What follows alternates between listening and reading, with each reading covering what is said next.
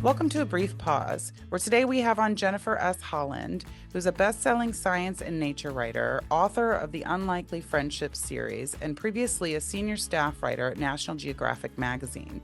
Her work has appeared in National Wildlife, Hakai, Atlas Obscura, The New York Times, The Washington Post, and elsewhere. Her latest book, Dog Smart: Life-Changing Lessons in Canine Intelligence, is now available. Listen to this book. Read this book. It's amazing. If you want to know anything about dogs, if you have a dog, you're going to have to listen to this podcast. We're going to break it up into a few bite-sized pieces. We have about an hour-long conversation that Jennifer was so nice to give us, and I'm so excited to share this with you. Okay, so today we have with us Jennifer Holland, author of Dog Smart: Life-Changing Lessons in Canine Intelligence. I still have papers and notes throughout this book because I went through it and I read it quite quickly. But there are just notes and lines through everything because I just, my poor boyfriend had to hear every little fact and thing in the book as we were on vacation last week. I was like, did you know? So there's a lot of ground to cover, and I'm so excited to do so. I'm so excited to have you here today. Thank you. Just as a beginning, looking at your resume and all the amazing articles you've written for major publications like the New York Times, Washington Post, National Geographic, Atlas Obscura. I mean, just a whole myriad of things. And it seems to have taken a journey of topics. What does your journey as a writer look like? And how did we end up with, want to get it right, Mr. Bald Angles? How did we end up there? You're assuming people have read the book at this point, or they're really questioning that. Yeah, it started well before Mr. Baldangles was even a glimmer. But yeah, I loved animals all my life. My other passion was writing, and so I really had the good fortune to be able to bring those two things together into a career. And working at National Geographic, which was sort of the main component of my career before the books, gave me opportunities to really get out there and learn how to be a field researcher, how to really report a story, how to find the story within just sort of the cool thing. Here's this beautiful national park, but what are we going to say about it? Why should anybody care? And just I got exposed to so many fantastic people who were studying animals and animal behavior, and I just loved all of that stuff so much. And so bringing that together, the writing, the love of animals, the love of nature and conservation. I ultimately did a degree in conservation biology because I wanted to sort of have a little more credibility in the science side of things, and just ultimately worked on the Unlikely Friendships book series, which was my first series of books. And that was kind of more fun. It was kind of cute animals and getting together that you don't expect, the chicken and the puppy or whatever. And my hope with that was actually to find out why those relationships happen. So it wasn't just, aren't these cute pictures, but talk to an expert. What is going on in this situation? Why is this leopard and this cow hanging out together when normally you would expect the leopard maybe to attack the cow?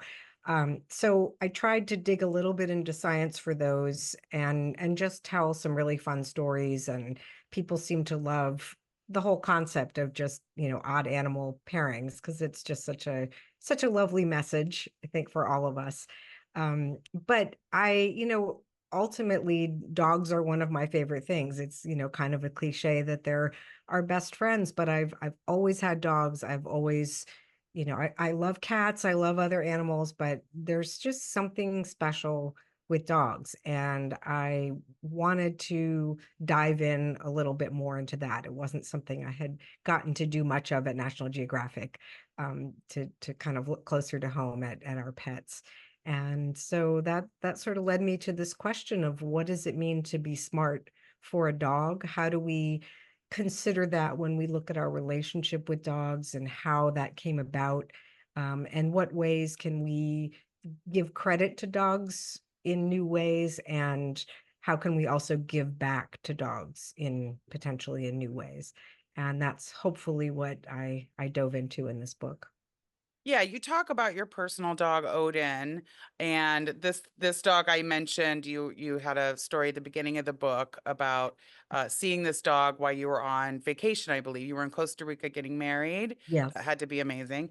Um, and seeing this dog in the wild and getting inspired by this behavior that you saw, and then inspired in your personal life, and obviously with already having a huge history of watching animal behavior and seeing something special in dogs specifically, and then of course having Odin in your life, I'm sure it really was like, yeah, what's going on there? What's really going on behind the eyes there? And that's really cool that you did that. You talked about all the research that you did, and one of my biggest questions, because you covered a lot of ground and did so much amazing research, I myself was going, why didn't I just do that? Like, how fun is all this stuff I've worked with dogs for 25 years. I've never done any of this stuff. And I was like, what's stopping me? Um, how long did it take you to do this kind of research and cover this amount of ground and all the people that you met with in depth and some of the amazing things that you did? Yeah, it was pretty much a 3 year, pretty solid 3 year plus project. And it was a lot of it was during the worst of the pandemic. So when I started thinking about field work, it was looking very grim. And I thought, how am I going to write this book without going and spending time with trainers and owners and handlers and scientists, and of course the dogs, most importantly. And so I'm so grateful because everybody moved mountains to make it happen, because it just became this passion of mine. And I think some of my sources got really excited about sharing their experiences with these working dogs and all the incredible capabilities. So I was able to kind of hop around here and there. I had to pretty much stay within the US. That was the only really big change from what I was originally thinking. But I got to, really spend time with a lot of detection dogs, with dogs that are trained for search and rescue, with seeing eye dogs, with dogs that work with sheep, dogs that hunt, and the people who really know them the best and can comment on what's going on in this relationship. How do these dogs know how to do what they're doing? How much of it is natural? How much of it is trained? And yeah, it was an incredible experience. I'm really, really lucky that people let me come do it. So Yeah, I mean, some of these experiences sounded just plain fun, yes, right? for And sure. interesting. And of course, being around dogs is amazing. I can only imagine some of the variety of the experiences and seeing dogs in so many different extreme lights. I mean, from one end Yes. of the spectrum to the other, and actually hearing the latest research. One thing that really excited me before even getting into the book was the back pages and just page upon page of cited research studies, right? So Yeah. Yeah. it was a little bit different than some of the amazing books that are out there, but some books that are out there by maybe some trainers or behavior. It's all usually from one perspective, because Mhm. everyone's been guessing for a lot of years. And it's one thing I love to tell people if I'm working to rehabilitate a dog or what have you. Is, this study, as Brian Hare said, the professor one of the leaders in dog cognition, had said the study of this is like less than 40 years old. I'm sure now Right. it's 43, 44.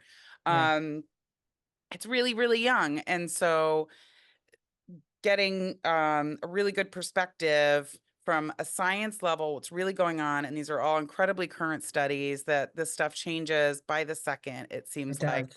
Yeah. And so we've all been trying to figure it out with the limited tools for so long that it's really amazing to see all the new stuff that's in there. It's just full of incredible facts. Um, that it's so much fun to look at. Later, I'm going to ask about a couple of these amazing facts. I had to write down some questions, which I almost never do, because I was like, I got to rein it in. There's so much amazing stuff I want to ask. One of the things you did, which I wanted to ask about right away, was get bitten by the police dog. How was that? Uh, it hurts. It hurt a little bit. Yeah, it's funny. It's actually the second time I've gotten to do that. The first time I can't even remember what the project was, but the first time I did it, I stood out in a field with this suit, the puffy suit, and the dog got to take me to the ground. So I was taken down hard, and that was terrifying, exhilarating, amazing. This time it was a little bit more controlled situation. I had a wall behind me, so instead of falling to the ground, I got, sort of smacked into the wall. But the idea was I was spending time with these trainers that work with these police dogs and learning a little bit about, how they have to train them to bite, which is kind of goes against the idea of what we raise dogs to do. And then also train them to stop, to release if they're told to, even though the bite is kind of the reward for the dog. And about how it really is a game for them. It's made into a game. So it's not that the dog is thinking of me as a bad person and attacking me. It's that this is part of the training, part of the game. And I got to stand there in that big sweaty suit and just feel that intensity. And it was a Belgian Malinois, so not a dog that you just go running up to and get a hug from necessarily. And the policeman brought him over, gave him the command, and boy, it's just there's an adrenaline rush, a bit of terror. And just had my arm and did the whole death shake to the arm, and it actually took a little time for them to get him off of me because he was so into it. This particular dog was in training. But yeah, just amazing to feel that power and that strength and to see that training in in progress, and then ultimately to have the dog be off of me and go home and be a pet. This dog goes home and sits on the couch with kids, and there's never any issue with the dog forgetting when it's working and when it's not. And it was just really neat to think about that, how they're able to do that. Yeah, and you did mention something about, having thinking you were a Disney princess and that would never happen to you, even though logically you were going to do that. Yeah. But you really touched on something there because I would say every pet professional remembers their first bite. Mine was 20 some years ago and it was a Chihuahua and it was fine, but it's jarring. It's It jarring is. to feel you almost like betrayed because, and Yeah. logically, Yeah. but and then you're talking about a big dog like a Malinois. If you ever have a bigger dog bite, you just were they're so good to us, and you just don't realize the power they have that they restrain themselves from until it happens. And it can be really, really jarring, even if in your Yeah. case you planned it. I can Yeah. only Yeah. imagine it was a shock to the system. Yeah, yeah, even getting bitten, like I have two dogs that used to battle it out now and then, and I've been bitten not on purpose, but trying to separate them. And I was just, I just couldn't get a breath. I was so upset. And it was just so particularly upsetting to have that experience, even though the dog was not aiming to bite me. There was just something in all of that of having, especially your own dog, to have them injure you that way that it just goes against everything you think of in your relationship with your pet.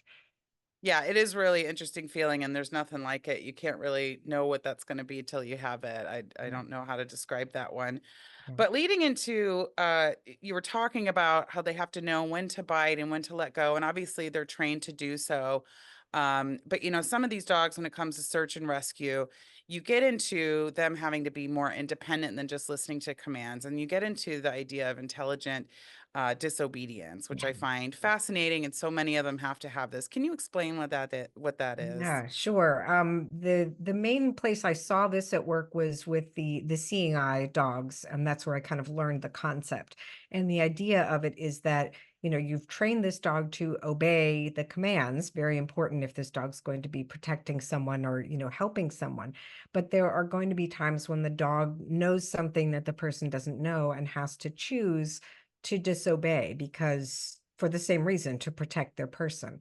So if with a seeing eye dog, if the person is giving the command to go forward and is being forceful with it even, but the dog knows there's a bite coming, or hears off in the distance a rumble or something's coming from a different direction, the dog has to know this is the time it's okay to say no.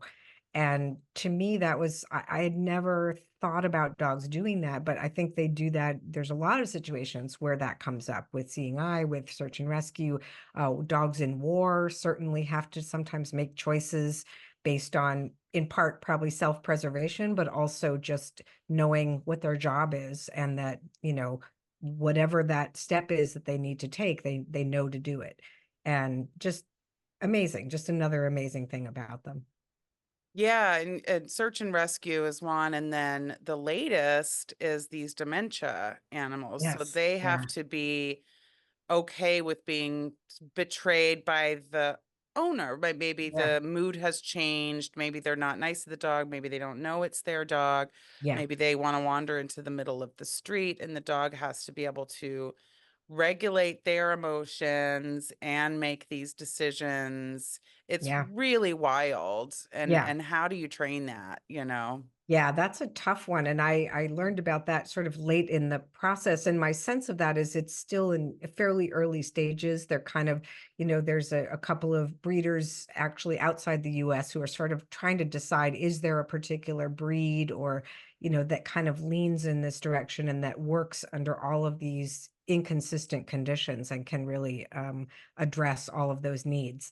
And it'll be interesting to watch that, how it develops, and see if lots of different kinds of dogs are capable of doing that. Yeah, I remember years and years ago when I met my first search and rescue dog that came into a groom shop. It was uh he was jumping all over and doing all this stuff, and he said, oh yeah, we go to the pound and look for the one that's doing this. Hmm. Fast circles, jumping around, Yeah. acting, crazy. And that was the first time I had really heard that, and this makes sense because Hmm. they have to have the drive to work and the want to please, but have some energy and independence to Hmm. do this intelligent disobedience. Hmm. And so it was interesting. I mean, this dog was jumping all over me and jumping all over him. It's not this what you think of an obedient dog, but this is Right. a highly trained animal that saves lives, and that's Yeah. pretty cool. Yeah. And they do the same. It's quite nuanced as well when it comes to herding sheep, because the sheep are other Hmm. living things that they do have to regulate, and read their emotions. So Right. Right. cross species, being able to read emotions and act accordingly and behave accordingly, so they're not fearful and they can make them do what they want to do. It's really incredible. And I It is. know It that is. they can learn, at least in what I've seen in the past, that they can even learn best sometimes from each other, because Hmm. probably we're not speaking their language. Absolutely. That is a big part of my shtick in the book, really, is kind of about learning that language and being more aware of our faults in that, because I think we think we're pretty good at reading our dogs, and there's so much going on. There's so much nuance to their body language and their vocalizations. And I was impressed with, how much I learned about that, just how incredibly detailed they can get in what they're, the messages they're conveying. And it's adorable that people can teach their dogs to, hit a button and a word comes out. And I think there's nothing wrong with playing around with that. But I also felt, the most important thing is for us to really learn what they're saying first, and that can be a game, and that's great. I think animals, a lot of dogs are very good at that. And it's fabulous how intelligent they are at learning how to do that and what those words mean. But so important for us to really let them speak their way and really respond accordingly to that. One of the facts in the very beginning of the book I wanted to touch on, is 85% of dogs are still free roaming. I think people forget that if you're in the sort of dog world where these are all pets at home and they're Yeah. pets for your neighbor, and we buy them $85 dog beds and all this other stuff, but they're not that far from, there is still a world out there where dogs are free roaming, but they're still dogs. They're not wolves. Can you explain that?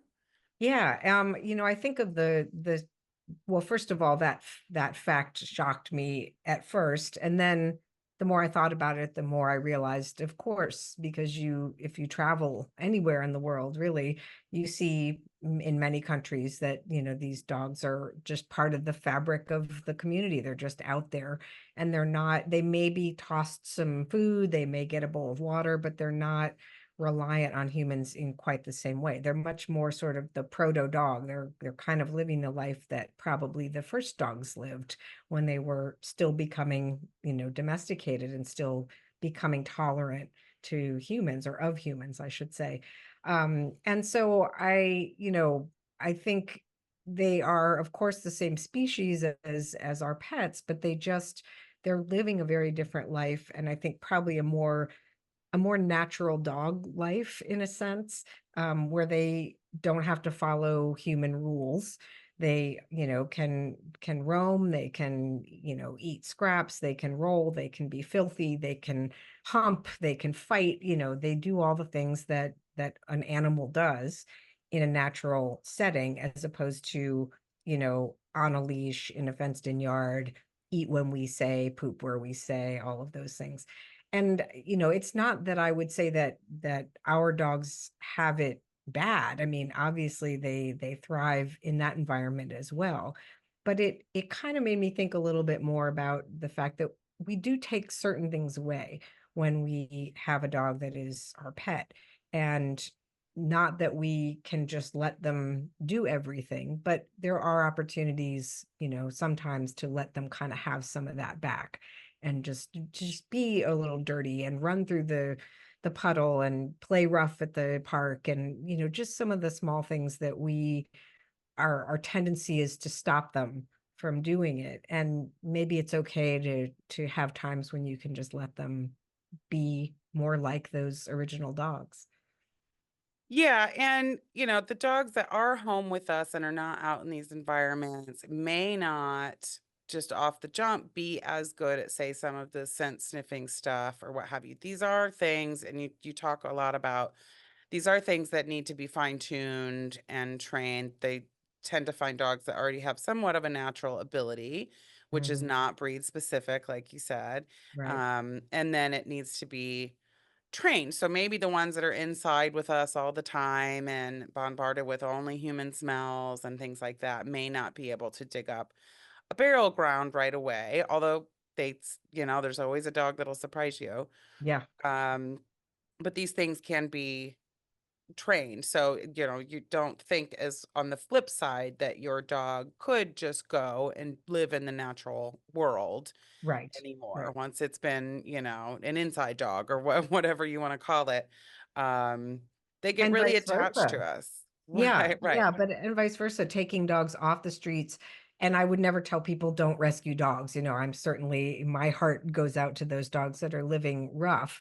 But, there are places where that's accepted, and where I mean, the dogs are obviously, maybe on an individual level, they're not thriving, but as a species, they're certainly thriving. And so the fact that, there are some dogs that are born into that street life and exist in that life, trying to collect all of those dogs and put them into homes doesn't always pan out. Some of those dogs are just never going to be comfortable in, the home situation. And so I think it's important to be aware of that, even if you're, somebody who is rescuing them, which again, I would never tell people they shouldn't do that. Yeah, obviously the bonds with us are strong and work out well for both parties. Yeah. Yeah. You do talk a lot about these service animals that do so much for people, and it's really, you get into some of the details of how they're trained and what they really, really do and what they go through for training, and it's just so incredible. And then the help they're really giving people is unmatched by the other things that we really have in therapies and medicines, it seems Yeah. like, Yeah. and giving people a whole world that may have been closed off to them before because of some kind of disability. What was nice to hear as well is that they shed tears of joy. There was a study, right? That can you tell us about that? Yeah, I may not remember the details of it, but they did find that there was, actually a creation of tears in certain situations that had to do with their relationship with humans. And And, you know, a lot of those kinds of things like the facial expressions and the oxytocin, you know, the change in the hormone, the happy love hormones when we exchange glances and gazes with our dogs. A lot of that stuff, you know, they can see over the course of domestication that these are changes that have happened as a result, clearly, of their being, you know, bonding with us over time and the relationship that we have with them. Yeah, that was really, really sweet to hear. And the other fact I wrote down here that I thought was a little mind-blowing, we've done so much trying to train them on human things like the buttons and trying to have them recognize human words, and we sort of praise them for that. But they also found that they've got a spot in the brain for mathematics. Yeah. Wow, just crazy. And it was, you know, it was a little unclear. I talked to a few people about why would that be? And, you know, I don't know that they know exactly, you know, what that's for, whether it has to do with being able to know how many of your puppies are, you know, with you and if you've lost somebody, that kind of thing. But just the fact that they have that and, you know, with the right kind of training can really do remarkable mathematical things, even understanding the concept of zero and things like that, that just, again, I had never really considered. And just kind of mind blowing that dogs can master some of that stuff. Thank you for listening to the first half of our conversation with Jennifer. Be sure to listen to the second half coming soon. You can learn more about Jennifer and her book Dog Smart through her website, and it's available on Audible. The website is jenniferhollandwriter.com. We'll put that in the descriptions. Be sure to follow us on Instagram, Facebook, and YouTube, and give us a like and share. Till next time.